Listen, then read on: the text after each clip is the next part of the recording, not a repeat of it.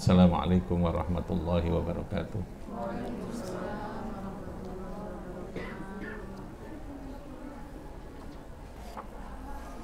Rabbi shrah li sadri wa yassir li amri wa hlul 'uqdatam min lisani yafqahu qawli. Subhanaka la ilma lana illa ma 'allamtana innaka antal alimul hakim. Amma ba'd.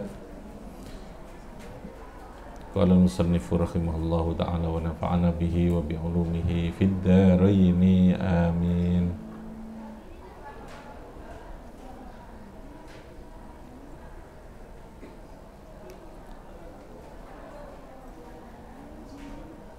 Oke, kita teruskan. Kemarin masih bicara tentang pemantapan atau menegaskan terkait dengan apa istilahnya ketuhanan Allah dalam kaitan dengan semua proses kehidupan ini. Afara'aitumun narul lati turun antum ansha'tum syajarataha am nakhnul munsyi'un. Nakhnu ja'alnaha tadhkiratan wa mata'an lil muqwin.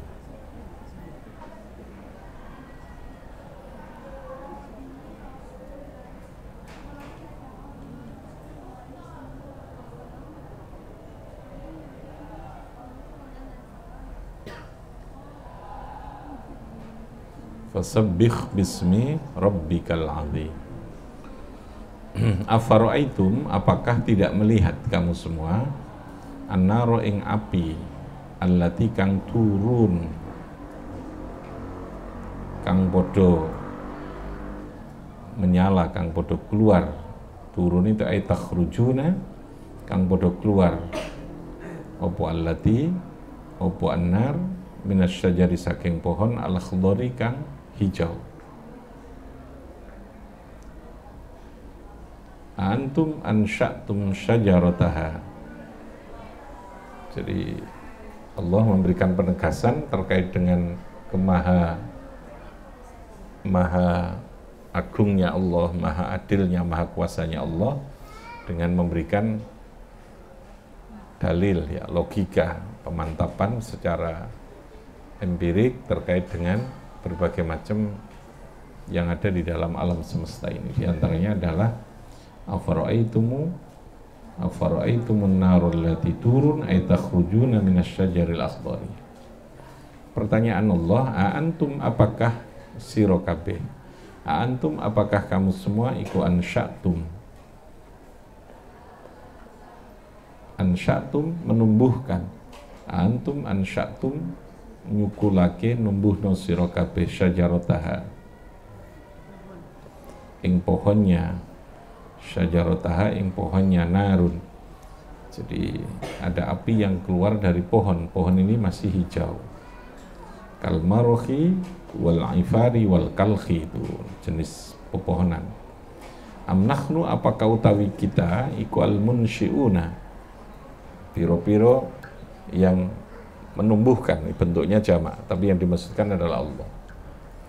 Untuk apa kami menjadikan itu semua? Nakhnu utawi kita, iku ja'alna menjadikan sapa kita ha ing syajarah tadhkiratan krana sebagai pengingat linari jahannama maring adanya neraka jahannam, wa mata'an lan merupakan mata bilughatin dengan satu bahasa, lil muqwin ay lil musafirin min aqwal qaumi.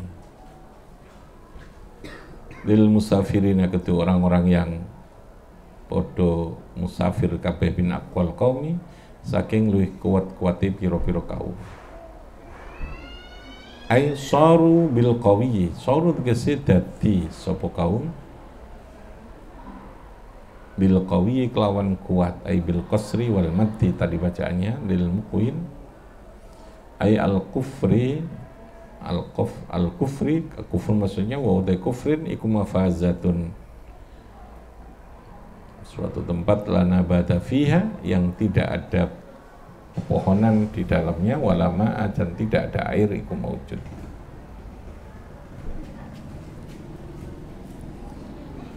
Fasabbih, kalau begitu nazzih, nazzaha yunazzihu tanzihun, bersihkan bismi rabbika, baknya zaidah, nama Tuhanmu al-azimi kang aku, Allah.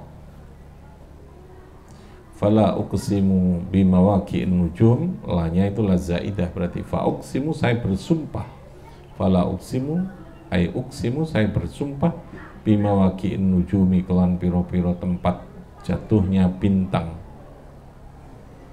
bimasa pitihat, tegesi kelawan tempat jatuhnya nujum, lihurubiha, karena tenggelamnya nujum. Wa innahu, lan sesungguhnya, sumpah biha kelawan nujum, wa innaha, lan sesungguhnya, wa innahu, lan saat temen al-qasamu biha dengan nujum, iku la qasamun, sungguh merupakan sumpah, lau ta'lamuna, lamun podo ngerti sapa sira kabeh, azimun la kuntum, ing zat yang sapa azimun, zat yang maha besar, la kuntum min dzawil ilmi, la'alimtum azma hadzal qasmi, hadzal qasmi, ikilah sumpah, la'alimtum, yakti kamu bakal mengetahui betapa besarnya makna dari sumpah itu. Oke ya, jadi gambarannya dalam Islam itu ada namanya qasam ya. Qasam itu sama dengan sumpah. Dalam menegaskan terhadap sesuatu yang sangat penting, Allah seringkali menekankan dengan ada kalimat sumpah. Jadi itu adalah untuk memperkuat terhadap begitu pentingnya terkait dengan substansi atau isi dari materi yang harus ditekankan dengan sumpah itu oleh Gusti Allah. Fala uqsimu, jadi kalau ada lanahi yang masuk pada kalimat qasam itu artinya menjadi zaidah ya. Fala wallah artinya ya Allah gitu, demi Allah gitu. La-nya itu dianggap tambahan, tidak punya makna, itu namanya zaidah. Nah, dalam kasus ini Allah memberikan penegasan betapa pentingnya orang melakukan proses pengkajian terhadap keberadaan alam semesta untuk menjadi adillah, menjadi bukti, menjadi fakta, menjadi bayinah, dalam rangka apa? Isbatul aqaid. Yang akhirnya tadi itu fasabbih bismi rabbika azim, bismi rabbikal azim, wa innahu laqasamun law ta'lamuna fala uqsimu bimawaqi'in nujum, wa innahu laqasamun law ta'lamuna. Jadi keberadaan Allah sebagai zat yang menciptakan, adanya Allah itu sesuatu yang sangat absolut, yang mutlak keberadaannya itu, yang gampang ya, semua orang seharusnya meyakini itu gitu loh ya. Tidak perlu logika apapun sesungguhnya ketika kita ini hidup dengan merasa bahwa kehidupan kita ini diciptakan yang dulu pernah tidak ada, itu sudah cukup menjadi bukti kita untuk meyakini terhadap keberadaannya Gusti Allah itu. Jadi orang kok perlu terlalu hal yang terlalu daki-daki, yang terlalu berlebihan, itu tidak untuk memberikan pembuktian itu. Nah, pertanyaan kenapa lalu manusia tidak beriman, padahal dia sesungguhnya untuk beriman itu sesuatu yang cetha welo-welo ya. Bahasanya itu bahwa dilalah atau petunjuk yang menunjukkan bahwa Allah itu ada, itu sesuatu yang sudah jelas gitu, jelas. Apalagi harus dikasih nabi, dikasih rasul gitu ya. Jadi sekali lagi rasul itu menunjukkan untuk sesuatu yang tidak bisa kita jangkau dengan akal dan logika kita ini. Tapi untuk beriman kepada Allah bahwa ada Tuhan yang Maha Kuasa itu sudah sesuatu yang sudah seharusnya gitu ya. Maka Allah itu ismun a'raful ma'arif. Dalam istilah nahwu itu kalau Imam Suyuti menyebutnya adalah nama Allah itu adalah ismun yang a'raful ma'arif. Jadi ada nama yang makrifat, ada yang nakirah. Nah, Allah itu bukan hanya sekedar makrifat, tapi a'raful ma'arif. Sesuatu yang sudah cetha welo-welo tadi saya katakan. Sekaruan pasti sudah kita tahu. Tanpa logika apapun itu orang harus itulah. harus memahami itu. Apalagi lalu kemudian Gusti Allah begitu kuatnya memberikan tekanan untuk bagaimana orang lalu kemudian meyakini terhadap adanya Allah itu. Jadi kalau dia tidak beriman, manusia itu tidak gelem beriman padahal sudah itu sangat jelas begitu itu ya karena kesombongan gitu ya. Karena kesombongan, karena ego dia yang merasa yang seperti dikatakan oleh setan itu, dia merasa lebih baik, dia merasa lebih ya. Perasaan yang berupa ego, kesombongan itu yang menutup seseorang untuk menerima kebenaran yang sudah kadung cetha welo-welo gitu ya. Yang sudah kadung jelas. Yang a'raful ma'arif tadi yang saya katakan cetha welo. Sekarang jelas kayak ngono. Ketika kita ada kesombongan dia gak gelem. Iki masih dikandani bahwa iki wong apik ya ora gelem gitu ya. Kalau sudah dia ada perasaan sesuatu yang menghijab, yang menutup itu. Makanya Gusti Allah terus berusaha membangun logika, memahamkan. Ketika proses itu lalu Gusti Allah memberikan hidayah itu. Maka yang harus kita mohonkan terus pada Allah itu Allah menghilangkan terhadap penutup hati kita untuk menerima sebuah kebenaran. Sana ada arinal haqqo farzuqnat tiba. Orang terkadang dia berusaha mencari kebenaran, dia mungkin berusaha belajar untuk menemukan kebenaran, tapi tidak selamanya dia diberikan rezeki oleh Allah untuk mengikuti itu. Farzuqnat tibaahnya itu tidak mesti orang dikasih. Tapi kalau arinal haqqonya, sekarang ke mertuanya mau ke Jogja, arinal haqqnya. Nganyari mobil, nganyari mobil, pantes wongnya mobil Pajero gitu ya. Setengahnya kan, sampai kayak 1 tahun ya. Saya ya karena sudah punya putu, jadi kalau sudah punya putu hadiahnya dikasih dan putune seneng gitu ya. Jadi apa tadi arinal haqqo gitu. Kalau kita berdoa itu apakah mesti orang yang sudah tahu bahwa itu kebaikan dia mengikuti kebaikan? Belum tentu, karena masih ada doa lagi apa? Farzuqnat tiba. Apa? Farzuqnat tiba. Begitu pula wa arinal batila balikannya. Mungkin kita tahu ditunjukkan ini nggak benar kok. Tapi apakah selamanya orang bisa menghindar dari satu? Ya tidak semua orang punya kekuatan untuk itu. Makanya tetap farzuqnat tinabah. Apa? Farzuqnat tinabah. Harus memohon kepada Allah untuk diberikan rizki dalam arti diberikan kekuatan, diberikan hidayah untuk menghindari itu. Makanya ilmu itu untuk proses mendapatkan hidayah, lalu kemudian terus kita memohon kepada Allah. Jadi begini, kalau diposisikan hidayah itu prerogatif Allah, hak yang secara absolut itu Gusti Allah yang menentukan. Logikanya tanpa apapun Allah ketika menjadikan orang mau beriman itu bisa, tanpa apapun ya. Tapi karena Allah menciptakan manusia ini, diberikan logika, diberikan akal, diberikan hati, diberikan perasaan, diberikan Al-Quran, sudah diberikan Rasul, diberikan Nabi, gitu lah ya. Lalu Allah memberikan pilihan. Gitu. Sudah, kon ono akal, awakmu dikai Nabi, sudah ada Nabi Muhammad, sudah ngasih itu pelajaran, sudah ngasih ini. Sudah ada Nabi, sudah ada Al-Quran, sudah ada wahyu. Sekarang tinggal kamu, mau ikut apa tidak? Gitu, cara kasarnya begitu. Nah, proses untuk bisa menuju kepada mau mengimani, mau ikut itu melalui proses kita memahami, belajar, memahami, ya, memahami. Jadi ilmu itu pintu awalnya, kayak macam passwordnya kita sebelum masuk pada segala macam file yang ada di dalam.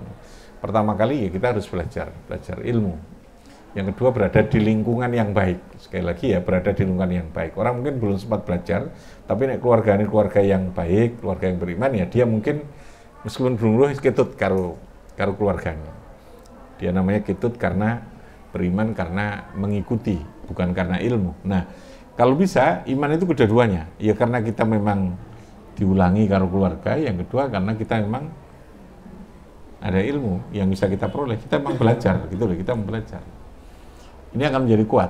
Nah, baru di situ hidayah itu akan muncul, hidayah itu. Jadi tidak tiba-tiba muncul ya, tapi harus ada proses untuk bisa menjadikan munculnya sebuah hidayah itu. Tetap Allah karena menyebutkan wa ja'alna kulla syai'in apa? Sababa. Semua ada proses sebab. Sebab itu bukan hanya berlaku pada yang berkaitan dengan kehidupan alam semesta di luar diri kita, dalam diri kita pun juga harus ada sebab. Harus ada sebab untuk itu. Jadi hidayah prerogatif Allah. Semua Allah itu punya takdir untuk menentukan finalisasi ya, eksekusi atas sebuah apa yang kita lakukan, tapi proses akhir itu tetap ada pilihan-pilihan yang Allah itu berikan kepada kita itu. Maka Allah membangun logika itu. Al-Quran sekali lagi saya katakan yang dibangun logika. Dia tidak mendemonstrasikan sesuatu yang berupa kesaktian, mukjizat dalam bentuk hal yang ghairu adiyah, tidak. Jadi bukan i'jazul akal ya, bukan melemahkan akal, tapi malah justru taqwiyatul akal Al-Quran ya. Memperkuat terhadap logika ini. Makanya kan terus afara'aitum matumnun, afara'aitum narul lati turun. Ya, terus afara'aitum itu. Yang sesuatu itu saja nih wis iso kita mikir gitu. Setelah tunjukkan lagi. Awak mikir loh, kok angel tenan dikandani. Oh, kamu kan sudah tahu. Itu siapa sih yang bikin? Itu siapa sih yang bikin? Kok ngono gak percaya kamu kalau ada Tuhan, ada Allah. Gak percaya kalau lalu kemudian ada yaumul qiyamah, ada yaumul ba's gitu. Saya sudah ngomong itu ada gampang adik. Maka ketika itu terus kita lakukan, harapannya adalah fasabbih apa tadi? Bismi rabbikal azim. Maka ujungnya adalah bagaimana kita bisa mentasbihkan terhadap Allah itu. Yang kalau dalam bahasa ayat yang lain ya Rabbana ma khalaqta wa hadza batila subhanaka fakina adzabannar. Itu puncak dari proses keilmuan yang betul-betul manfaat, berhasil, barokah itu ketika ilmu itu sampai pada ujung tadi itu Rabbana ma khalaqta hadza batila, ya Allah panjenengan boten gawe segala sesuatu ini batilan. Ora ono sing muspro, ora ono sing sia-sia. Subhanaka Rabbana ma khalaqta hadza batila, terus subhanaka fakina adzabannar. Ujungnya lindungi kami dari api neraka. Oke, silakan kalau ada yang tanyain. Karena ini masih menegaskan yang kemarin. Baik, silakan. Yang putra dulu. Yang mau tanya ada hadiahnya nanti. Dia Fatihah, hadiahnya dia Fatihah. Apa? Silakan ya. Saya tuh penasaran dengan mungkin pendapat jenengan Ya. Kan sekarang itu banyak fenomena orang-orang yang sebetulnya berilmu, mereka tahu bahwa kehidupan itu tidak muncul begitu saja. Mereka mempercayai adanya pencipta di balik semua kehidupan itu, tapi mereka tidak percaya Tuhan di satu sisi. Tidak Percaya Tuhan, tapi mereka percaya bahwa ada pencipta dari semua kehidupan itu. Apa nih? Misalkan dalam wakia ini kan manusia digolongkan menjadi 3 golongan itu. Orang yang seperti ini masuk ke golongan yang Ya, kalau belum percaya kepada Allah, yang dipercaya masih bukan Allah ya. Iya, jadi harus syahadat itu ya. Ukuran iman itu kan tetap kudu, iman itu ukurannya kan satu, tasdikun bil qalbi, lalu wa iqrarun bil lisan. Ya, ada banyak orang kan yang salah mencari Tuhan itu. Ya. Orang mungkin dia meyakini ada Tuhan. Tapi yang ditemukan bukan Tuhan, tapi kebalik, hantu gitu ya. Tuhan tapi jadinya hantu. Dia menemukan Tuhan keliru. Jangankan manusia, Nabi Ibrahim kan juga meskipun itu satu contoh ya, ketika proses untuk menemukan itu dia memang bahasa mencari Tuhan itu bisa gitu. Mencari Tuhan itu ya mencari logika tadi ya, memperkuat itu. Tapi apakah pencarian lalu menemukan Tuhan yang sesungguhnya? Ya belum tentu gitu ya. Keliru dia kepada Tuhannya gerumbul, Tuhannya lalu kemudian keliru dengan batu, dia bahkan menciptakan Tuhan sendiri, Tuhannya digawe dewe, malah dirusak dewe. Ya. Dikai panganan terus enggak dipangan-pangan, dipangan dewe, ya iki kok kegelemangan gitu ya. Jadi ya itu. Kalau artinya begini loh ya, orang itu sesungguhnya fitrahnya itu dia itu bertuhan. Ya, fitrahnya orang itu apa? Bertuhan. Ateis itu sesungguhnya bukan fitrah yang sesungguhnya. tidak bertuhan itu sesungguhnya bukan fitrah menungso. Fitrah menungso itu sesungguhnya tadi ini ya karena Tuhan itu Tuhan ya kita bilangnya cetha welo-welo. Cuman apakah lalu dia menemukan Tuhannya itu siapa? Ini persoalannya ada hidayah, persoalannya ada ilmu, persoalannya ada petunjuk gitu ya. Persoalannya kita harus menghilangkan ego gitu ya. Orang harus menghilangkan ego, menghilangkan kepentingan macam-macam. Nah, seringkali terkadang tradisi yang turun-menurun yang berkaitan dengan keyakinan itu yang menjadi masalah untuk merubah. Di situ perlu ilmu dan perlu merubah mindset gitu ya. Dulu kan orang untuk menciptakan sesuatu yang sifatnya angker melindungi seringkali kadang menciptakan satu provokasi dengan menciptakan apa ya, hoax gitu kan. Wah ini ada yang nunggu ini pohon ini yang besar ini ada penunggunya ini kalau diganggu dia ada yang kan. Terus kemudian kadang sampai dituhankan, gerumbul, ya, gerumbul. Dulu ada istilah nyadran, masih ingat ya? Masih kan? Cuman kan sudah dirubah. Nyadran dalam versi masa lalu kan, sekarang nyadran kan sudah sangat digital ya, mungkin ya, sudah teknologi lah gitu nyadran. Nah, biar itu kan betul-betul ada tempat yang dilindungi, diproteksi dengan atas nama Tuhan. Ini dijaga oleh Tuhan ini. Ya tidak boleh musyrik kalau sudah mengatakan di situ itu adalah Tuhan. Saya ini kan supaya uang wedi ya. Ini ngamuk ini kalau dia. Ya tujuannya kalau Londobian menggunakan itu penjajah itu untuk supaya memberikan proteksi, perlindungan, ya semacam apa istilahnya? Kalau sekarang itu lindung lah, hutan lindung yang dilindungi itu tempat itu supaya pohon besar lalu dia menjaga air. Maka di tempat itu biasanya airnya mesti bagus. Gitu. Nah, Londobian, cara kasarnya penjajah itu karena tahu ngandani uang itu paling gampang kalau dilakukan dengan pendekatan yang sifatnya sakral kayak begitu gitu. Nah, supaya betul-betul sakral, dibuatlah acara nyadranan di situ. Kemudian ini, yang versinya nyadran kan macam-macam makanya. Bahwa ini sampai gonggongan, biyen tayub macam-macam di situ. Itu tempat pusat hiburan di situ. Ya, versinya macam-macam. Sekarang sudah tidak percaya itu, sudah dibongkar gitu ya. Rata-rata itu karena masih ada di belakang kita beli tanah Kaplingan itu pojok itu masih itu tempat demit katanya orang itu. Jadi kalau yang beli di situ berarti harus berhadapan dengan demit gitu ya. Kan nggak harus berhadapan, demit itu makhluknya Gusti Allah kalau setan ya. Jak kompromi saja gitu ya. Tidak negosiasi. Jadi intinya orang pada dasarnya tidak ateis, tapi problemnya adalah menemukan Tuhannya itu siapa yang bisa salah kayak tadi itu. Pak Betul. Gaya itu kita tunggu atau kita cari? Menunggu bisa, dicari bisa. Ya harus dicari kalau mau dapat. Dicari itu dalam arti kudu berusaha. Ya kayak kita mencari rezeki itu hakikatnya yang ngasih kan Gusti Allah. Ikhtiarnya kita kan ada. Karena konsepnya tadi waja'alna likulli syai'in sababa. Termasuk syai' di situ adalah iman. Ada sebabnya juga gitu ya. Jadi orang untuk bisa menjadikan syai'un itu kan sesuatu yang apa saja ya. Waja'alna likulli syai'in, untuk setiap sesuatu. Jadi sifatnya adalah general. Apa saja kata Allah, saya jadikan ada sebab. Nah, hidayah sebagai salah satu yang berupa syai' yang ada dalam diri kita, termasuk ilmu itu juga syai' pada diri kita, sehat itu juga syai' pada diri kita.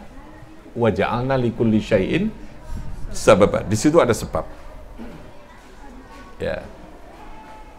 Jadi hidayah itu prerogatif Gusti Allah. Nah, untuk menuju ke sana harus ada proses sebab tadi itu. Orang beriman kan nggak tiba-tiba toh. Kadang sebabnya karena meledek, dia punya teman, tiba-tiba lalu tetap ada sebab ya. Orang beriman karena seneng ngrungokno pidatoe Gus Miftah umpamane begejekan tapi wong tambah seneng gitu kan. Itu kiai-kiai pemula untuk dadekno wong sing seneng agama ya ngono kuwi. Nek kiai sing langsung kereng ya ora seneng gitu ya. Jadi ada tahapan kiai sing cik mu'alaf, kiai mu'alaf lah ya. Kiai untuk mereka yang harus jadi mu'alaf. Untuk model Gus Ikdam ya. Itu untuk menjadikan, jadi Gusti Allah kadang menjadikan begitu. Proses sebabnya tetap ada. Tapi apakah bisa orang menunggu lalu diberikan? Ya bisa saja. Kalau Allah mengendaki ya. Tapi kita untuk bisa berharap orang dapat hidayah itu ya kita usahakan orang itu kita ulangi, kita dakwai, kita ajak yang terbaik, kita beri contoh dan seterusnya. Ya kitanya kan dia orang belum hidayah kan tidak mau mencari hidayah. Orang yang durung dapat hidayah kan gak golek kadang ya. Oh, ya wong kafir itu kan tidak dapat kalau kita tidak berusaha. Ya, makanya lalu ada dakwah kan, ada amar ma'ruf nahi mungkar. Itu gandengannya untuk mengklikkan dengan upaya ikhtiar tadi itu. Ikhtiarnya apa ya? Amar ma'ruf nahi mungkar. Amar itu apakah mesti perintah? Tidak, bisa memberi contoh gitu loh ya. Amar itu tidak, bisa saja membimbing, bisa saja ngaji. Seringkali kita mensimplifikasi apa istilahnya, menyederhanakan dan lalu kemudian amar ma'ruf nahi mungkar itu pokoknya kudu pidato. Aku sing soro itu gitu loh ya. Mana ada pidato? Kan tidak ada. Yang ada itu khutbah, itu pun Jumat kan Kanjeng Nabi itu. Kanjeng Nabi itu kan ngaji gitu ya. Kalau lalu kemudian menjadi pengajian, itu persoalan tradisi, pilihan yang memang harus kita buat gitu loh ya. Tapi jangan disimpelkan bahwa dakwah itu adalah mengaji. Kalau dia merasa menjadi mubaligh, saya lah yang paling, saya ini dai, ya tidak apa-apa kamu dai, tapi dakwah itu bukan hanya itu gitu loh ya. Dakwah itu bukan, kamu yang ngajar di sekolah itu juga dai. Anda itu ad-dai, mubalighun. Cuman dibilang mubaligh, guru mubaligh kan jaluk berkat pula kan soro teman. Ben mulang boleh jaluk berkat itu ya. Karena mubaligh itu kan gandengannya berkat ya. Gue berkat apa ya? Gue berkat iki laptop karena gitu gowong ini boleh ya. Berkat ya. Semua saya ngaji begini juga dakwah gitu. Paham ya? Nah, efektivitasnya. Jadi istilah lain lah gitu ya. Makanya harus ya oke lah kalau dakwah itu dipakai istilah untuk pidato, untuk acara monggo silahkan. Tapi jangan hanya itu, bahwa dakwah dalam pengertian menyampaikan agama sebagai ikhtiar untuk membangun hidayah, menciptakan, menjemput, menemukan, paham apa sajalah gitu, mendapatkan hidayah itu harus dilakukan dari berbagai aspek. Bisa jadi tetangga kita yang non muslim karena kita baik, justru karena kita menghindari, tidak mengganggu, ya, bahkan tidak pernah mengajak, tapi kita beri contoh. Kita sholat, kita pamit, tidak perlu gitu. Kita beri contoh kehidupan yang damai. Wayai kita megengan justru kita kasih dia. Wayai maleman kita kasih, ada makan kita kasih. Kita justru datang ke tempat itu jagongan. Mungkin kalau dia masak apa, makan saja, tidak usah takut ituan. Tidak apa-apa kok. Pokoknya aku raro sampean iki ana asune, ana opone, yo gak apa-apa gitu. Makan saja gitu kan. Pakai hukum-hukum yang ringan gitu loh ya. Namanya hukum fikih dakwah. Makanya fikih dakwah itu lebih ringan. Lebih banyak toleransi fikih dakwah itu. Ya, daripada fikih hukum. Kalau fikih hukum itu ya orang yang sudah jejak imane, iman itu harus fikih hukum. Kamu sholat harus jejak, kudu takbir ini, kudu fatihah ini. Tapi nek fikih dakwah orang yang belum bisa, jangan bilang sholat disyak menek durungan, udah malah dosa. Orang tidak boleh menunda kebaikan itu. Dia belum sempurna, tetap kalau dia sudah muslim masuk durung iso maca fatihah, suruh sholat dia. Jangan lalu bilang, ojo dhisik sholat, kon kudu maca fatihah sik salat rukun, ya malah ora sholat. Wong bisa jadi hidayah itu karena proses mulai tadi itu kan. Ya mantep itu. Suruh sholat. Jadi kalau ada yang bilang kudu memahami pelajaran syara, itu bagi yang sudah muslim sing wis kuat, imane kuat sing gak gelem belajar lah itu dikudukan enggak apa-apa gitu. Tapi ini di proses tidak apa-apa gitu. Maka ada istilah fikih dakwah. Iya. Apa, Pak?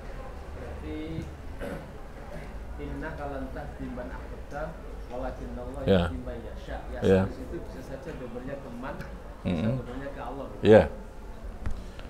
Jadi, ya kalau itu pasti ke Allah itu. Iya, pasti ke Allah. Karena kalimat awalnya kan innaka la tahdi. Itu penegasan kamu Muhammad tidak bisa menunjukkan kepada siapapun. Ya toh? May yasha itu ya berarti kepada Allah. Karena kalimat struktur siakul kalimatnya sebelumnya jelas menegaskan bahwa itu mentiadakan Muhammad, dia tidak diberikan hak untuk memberikan hidayah, tapi hidayah itu ada kepada Allah gitu. Innaka la tahdi man ahbabta, itu kan jelas. Itu kan menafikan adamul hidayah laka Muhammad. Kamu ini tidak punya hak untuk memberikan hidayah kepada siapapun, walakinallaha yahdi may yasha. Nah, itu berarti pasti kepada Allah. Yasa. Yang hidayah may yasha itu apa namanya? Faman syaa falyu'min wa man syaa falyakfur. Itu yang yasa. Ya. Jadi begini, ayat Al-Qur'an itu tidak bisa kita pahami dalam satu konteks. Konteksnya harus kita ikutkan. Jangan lepas dari konteks. Konteksnya ini menegaskan apa? Ayat yang tadi dibaca Pak Busro. Konteksnya menegaskan bahwa hidayah itu hak prerogatif apa? Gusti Allah itu tadi. Tetapi hak prerogatif Allah ini tetap Allah menghendaki dalam ayat yang lain, wa ja'alna likulli syai'in sababa, dan lalu ada ayat man syaa falyu'min wa man syaa falyakfur, ada pilihan. Di sinilah kesalahan Jabariyah yang terlalu memblow up ya, yang terlalu mengekspos terhadap ayat yang bersifat Jabariyah. Begitu pula Qadariyah. Qadariyah itu terlalu mengekspos ayat wa man syaa falyu'min. Ya. Ini Qadariyah. Qadariyah itu kelompok yang serba manusia, yang melepaskan kekuasaan Tuhan, pengaruh dan kekuatan Tuhan pada ikhtiar manusia. Begitu pula Jabariyah sebaliknya. Jabariyah itu sebaliknya melepaskan apa? Melepaskan manusia dan lalu semuanya serba Allah gitu ya. Serba Tuhan, itu Jabariyah. Jabariyah itu serba Tuhan. Gampangan itu. Nek Qadariyah serba apa? Manusia. Lah, Ahlus Sunnah itu menggabungkan. Artinya memahami dalam konteks yang betul-betul proporsional. Ya. Karena ayat itu tidak boleh berdiri sendiri, bahkan hadis, bahkan terhadap pemahaman itu tadi. Jadi tetap hak prerogatif itu haknya Allah, karena hidayatul taufik wal ma'unah itu hanya milik Gusti Allah. Tapi hidayatul aqli, hidayatul din itu milik Rasul dan milik semua, karena Rasul lalu mendelegasikan al-ulama warasatul anbiya. Hidayatul din itu artinya kita melakukan proses untuk memahamkan agama, itu kewajiban kita memang gitu ya. Tapi orang menjadi beriman itu sudah bukan kewajiban kita. Kalau itu menjadi kewajiban kita, ya kita akan menjadi putus asa. Maka Nabi dikatakan, kamu fala'allaka bakhi'un nafsak Muhammad, kamu jangan terlalu menyiksa diri kamu karena kamu merasa sing mbok jak itu ora gelem beriman. Ya sudah, itu biarkan. Kamu gak segitunya gitu loh ya. Bahasanya begitu. Ini yang lalu menjadi batas standar wong sing ngerti agama tenanan ya, ketika dia berdakwah itu. Radikalisasi itu tidak mungkin terjadi kalau orang tahu batas kewenangan yang diberikan itu. Makanya Nabi tidak ada perintah memerangi orang kafir karena dia tidak beriman. Memerangi itu ketika kita diperangi. Paham ya? Yang ada itu Nabi disuruh mengajak, mendakwahkan. Tidak ada Nabi itu memerangi orang kafir. Tidak ada. Bahkan orang kafir pun dibiarkan. Jarno, sopo ngerti meneh Gusti Allah ngasih hidayah. Jarno, sopo ngerti nanti anaknya yang dia beriman. Sampai harapan itu terus diletakkan. Karena Gusti Allah yang punya prerogatif tadi. Sehingga proporsional kita. Wajiban saya ngaji. Jadi persoalan mari ngaji, pancen dumblit bukan urusan saya, gitu loh ya. Wajiban saya pokoknya saya menjaga ngaji, jak ngaji, aku ngajine awakku dhewe, paling ndak saya juga menjaga. Mari ngono wis wong dadi apik apa tetep blarah, itu urusane man syaa falyu'min wa man syaa falyakfur. Ya, jadi tetap harus ada proses. Oke, silakan karena mulutan untuk suwiti deh gak apa-apa. Ini yang baru jangan kaget ya, di Akoba tidak ada tanggal merah. Tanggal itu hijau kabeh. Tanggal PKB ya. Tapi tak ijoli ngono libur. Libur itu mesisan ya. Sebegini loh, kalau anak di pondok itu libur sedino wae, iku njogone luwih angel gitu. Ya, mereka pikirannya ya libur ya, wong tuane ya bingung, anak ya bingung gitu kadang. Ya. Yoga itu lebih sulit. Yang kedua, jangan persepsi kita memuliakan Maulid Nabi itu dengan dolenan. Itu jahiliyah itu, ya. Ya, makanya Sayyidul Ayyam, kenapa kita liburnya tidak minggu, tidak Jumat? Karena kita ingin Sayyidul Ayyam itu untuk belajar. Jangan Sayyidul Ayyam untuk dolenan. Ya. Minimal kita lalu menghibridkan, menggabungkan. Oke, Jumat libur ngaji, tapi sekali tetap jalan. Kalau dianggap libur ngaji pondok itu tradisi yang baik, oke. Ya. Nah, ngaji ini wae sing libur karena itu pondok ngaji kan. Sekolah aja libur. Karena kalau los Jumat itu libur jadi masalah. Dan Sayyidul Ayyam itu bukan begitu. Dipakai ngaji malah gitu ya. Minggu, karena minggu ya wes sekolah itu kan, minggu itu kan biasanya tradisi ini wong kepet gitu kan. Ya, yang minta libur kasih kepet-kepet kayak no minggu gitu ya. Nah, Jadi akhirnya kan malah enak, punya dua libur toh, punya 2 libur. Suasananya itu cara jiwa itu enak rara itu. Minggu libur ngaji kan, sekolah gitu. Masih masuk teakat. Iya, libur sekolah.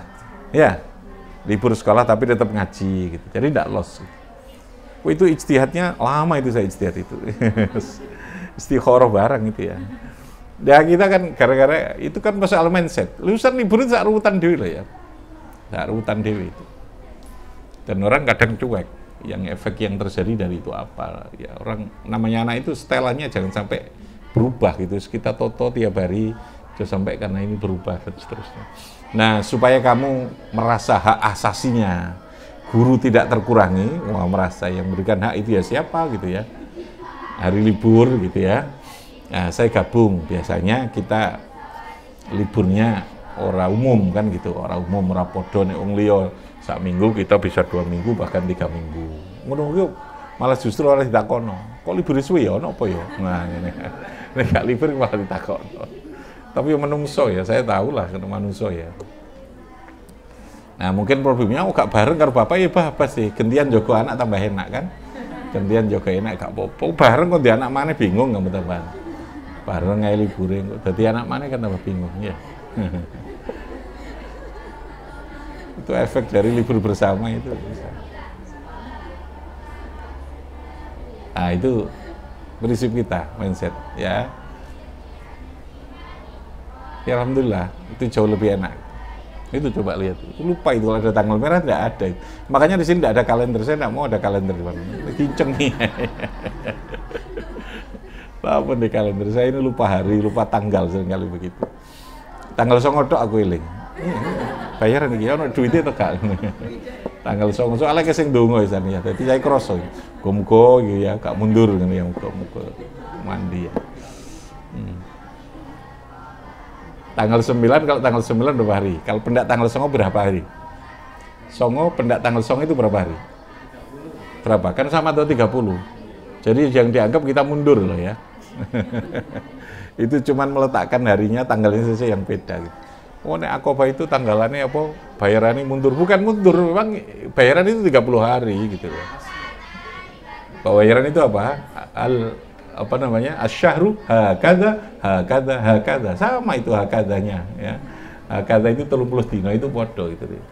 Cuma tanggalnya tak kita tanggal 9 karena 9 itu NU gitu kan. Oh, itu ada alasannya bintang 9. Ya ndak ngono gitu loh, ya mbayari wong tuwek kuwi. Ya iku gen supaya ketok ilmiah kan gitu ya. Ora karena kuwi wong tuwa iki lho murid iku bayare gak mesti tanggal 1 gitu loh ya. Wong tua itu kalau 1 kan baru bayaran. Ya, kan ndak semuanya langsung TF gitu kan. Bisa tanggal 2, bisa tanggal 3 gitu kan. Sing wong tua bayaran, sing gak bayaran sing golek kan gitu ya. Lah tanggal 1 yo nek wong tua wis TF gak bayar kan gak iso bagi. Nah, amannya tanggal 9 sekalian bintang 9 tadi itu gitu ya. Pengiling sak bayarane tok lho NU di sini nih ya. Sak tanggal bayarannya NU gitu. Jadi ada filosofinya semua gitu ya. Bayarannya wis gak podo karo umumnya gitu ya. Tanggalnya maksud saya. Kamu karo orang liya gembira. Kamu masih susah kan? Orang liya susah nanti kamu gembira. Wah seneng aku duduk itu. Jadi gantian susah gitu ya. Gantian susah. Nah, itu mindset ya. Cara kita merubah mindset itu. Alhamdulillah gitu. Oke, mikir yang gak podo karo wong liya itu seneng gitu ya. Sing aneh-aneh gitu itu seneng. Podo karo umumnya wong Indonesia ini akeh salah kaprah akeh ya. Tahu salah kaprah? Salah kaprah ya, salah tapi wis dadi umum ya. Salah tapi dadi bener gitu ya. Itu namanya salah apa? Kaprah itu. Nah, kita mencoba melawan salah kaprah itu. Kok bisa melawan? Iya ngono, golek. Salah kaprah itu berarti kan melawan nurani sakjane asli kan. Orang ngono kuwi gitu ya. Nah, kita bisa kan apa ya? Kalau sekolah di dhewe lapo gitu kan. Nanti lapo gitu. Nah, itu gambarannya. Ya, alhamdulillah kita ini salah kaprah, nggak mengikuti salah kaprah tapi sing Yang hasil sing bener kaprah itu ya kita ini bener kaprah ya. Bener kaprah. Apa mana sing salah kaprah ini akeh lah kita akobah. Makanya akobah itu karena semuanya itu beda gitu. Banyak orang yang neliti gitu kan. Nah, konsekuensi dari kita mengambil satu sikap yang berbeda adalah menunjukkan bahwa di tengah kita melawan arus yang berbeda, melawan arus yang salah kaprah tadi itu, kita mampu membuktikan itu yang paling benar gitu loh ya. Dengan apa? Dengan hasil, dengan produk untuk meyakinkan. Paham ya? Dengan apa? Dengan produk. Sekolah kita tidak seragam, tapi kita bisa buktikan, wow, seragam itu tidak terlalu penting. Yang penting anak itu pinter, yang penting anak itu enjoy. Kita buktikan enjoy itu betul-betul ada hasilnya. Kalau saat ini, dan dari dulu saya sudah meyakini, karena Danem itu sudah tipu-tipu dari dulu ya, ketika masih ada itu. Itu kebohongan yang betul-betul diijma'i, disepakati ya. Seluruh Indonesia itu ya kebohongan melalui ujian. Dan itu pembunuhan karakter besar-besaran. Pembusukan terhadap moralitas dan akhlak.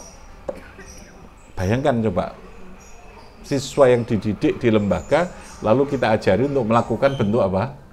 Kebohongan. Dalam bentuk apa? Mengejar Danem dengan segala cara. Sampai hari ini kan masih toh bikin rapot macam-macam itu. Makanya rapot yang begitu saya bilang, ini rapot. Ya, tunjukkan saja kemarin, iki rapot iki gak rapotmu, iki rapot iki panjen ini memproduksi rapot, pabrik rapot lah gitu ya, nilai. Makanya saya bilang pada pimpinan, bikin aja rapot untuk 3 tahun sudah bikin sekarang.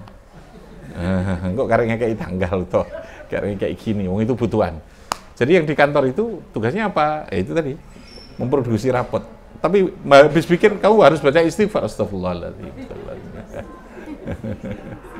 Tapi tunjukkan kan, iki rapot dibutuhno karo pemerintah, kali ujian, undangan, apalah macam-macam itu jaluk sing model ngono kuwi kan gitu. Tapi guru yang kepada anak harus real. Iki kemampuanmu yang real itu iki, si iki mau sekedar kebutuhan formalitas gitu ya. Kayak nanti kalau sudah pulang atau enggak usah dikasihkan. Ya. Biar dia tahu lah. Kemampuan kamu itu hebat di sini gitu kan. Ini enggak bagus, kemampuan kamu itu di sini. Jadi sehingga hidup itu real, tidak abal-abal gitu. Kita menciptakan produk pendidikan yang abal-abal. Akibatnya orang salah kaprah semua gitu. Memilih pekerjaan, memilih ini lalu kemudian menjadi salah kaprah karena abal-abal. Dari mana itu kesalahan besarnya? Karena dimulai memproduksi guru yang salah kaprah. Sekolah keguruan di kita itu adalah sekolah yang paling buruk. Ya. Itu kayak kacang goreng karena usum sertifikasi semua bikin sekolah jurusan pendidikan. Wah, itu konyol sekali itu. Seharusnya fakultas pendidikan itu harus untuk bisa masuk fakultas pendidikan itu seharusnya lebih sulit daripada masuk di fakultas kedokteran. Seharusnya begitu. Dan dia harus dijamin setelah keluar dari situ pasti dia dijamin jadi guru dan itu karena masuknya itu sulit gitu ya. Sehingga tidak perlu lagi PPG. PPG itu berapa biaya yang harus dikeluarkan? Karena proses di gurunya ini nggak benar gitu. Pelatihan itu berapa yang digurukan? Seharusnya sudah selesai dengan kuliah itu. Ya guru itu selesai lah. Ketika kuliah itu betul-betul sudah. Nah untuk bisa selesai apa? Yang berhak mendirikan fakultas itu harus betul-betul yang teruji. Gitu. Golek dosennya yang tidak fasik, yang betul-betul khusyuk dosennya ya. Golek dosen yang betul-betul baik, yang mampu memahami. Itu kalau saya jadi presiden lah kira-kira begitu ya. Ini persoalannya kan nggak jadi itu ya. Problem kita dari mata airnya ya, mata airnya dari sana. Sudahlah kebijakan apapun tidak bisa. Dari situ dirubah mindset, lalu kemudian hapuskan saja. Guru yang lama di sekolah itu pensiunkan saja atau alihkan saja untuk menjadi pegawai-pegawai di luar keguruan, di luar pendidikan. Mereka harus dikandang jangan boleh megang kapur lah gampangan itu. Ya. Karena ini berbahaya untuk anak. Ini berbahaya gitu. Karena sudah rubah mindsetnya sudah tidak karu-karuan, mindsetnya sudah ini. Lepaskan. Nah, sudah. Gampangannya begitu. Terus dijaga. Dijaga dengan apa? Kebijakan yang memberikan kebebasan guru untuk mengeksplorasi diri. Sudah nggak usah diatur kalau dia sudah gurunya diproses dari yang baik, masukkan di sekolah nggak usah dipakai lagi instruksi, nggak usah lagi permen, nggak usah ada lagi ini aturan, bahkan kurikulum serahkan saja kepada guru. Bikin saja kurikulum yang kamu suka apa di situ. yang sesuai dengan kebutuhan masyarakat sekitar. Lalu sekarang kurikulum mulok itu mulok apa? Akhirnya bahasa daerah. Panganan opo itu. Akhirnya orang paham lingkungan kita ini apa sih yang menjadi potensi kita. Kita tidak pernah menganggap pertanian itu hebat. Kita tidak menganggap bahwa itu sesuatu yang hebat. Orang tidak mau lagi tani, dijual karena tidak paham dia. Problemnya menjadi rumit. Ini saya agak marah betul itu. Artinya sesungguhnya kita ini banyak ketersesatan itu. Banyak ketersesatan. Seharusnya yang masuk guru itu kudu harus lebih sulit dan harus lebih terhormat. Di Finlandia itu guru jauh lebih sulit dari seorang dokter itu. Dari semuanya, masuk kuliahnya sulit, nanti gajinya pun di atas semua pegawai manapun. Guru. Itu yang betul-betul. Tapi itu prosesnya, tenanan lah, prosesnya. Prosesnya kayak gombal among ngono ya. Tadi ini yang ngelimpruk tadi ini. Prosesnya piye gitu. Jadi otomatis gitu loh. Ya kayak IPDN itu kan harus bagus masuk itu.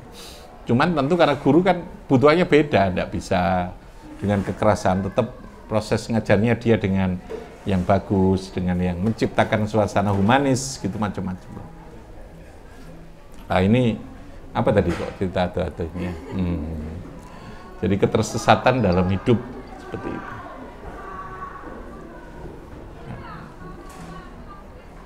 Nah, kita coba waras gitu ya. Tadi ya, judulnya tanggal merah tadi ya. Tanggal merah. Ini jam berapa ini? Oh, jam pertama sih, berarti nggak terlalu jauh-jauh ya. Tanggal merah. Oke, muga-muga manfaat barokah semua. Rabbi fanfa'na bi barakatihim wa hdinal husna bi hurmatihim wa amitna fi tariqatihim wa mu'afatihim. Oke, muga manfaat barokah semuanya. Amin ya rabbal alamin. Assalamualaikum warahmatullahi wabarakatuh.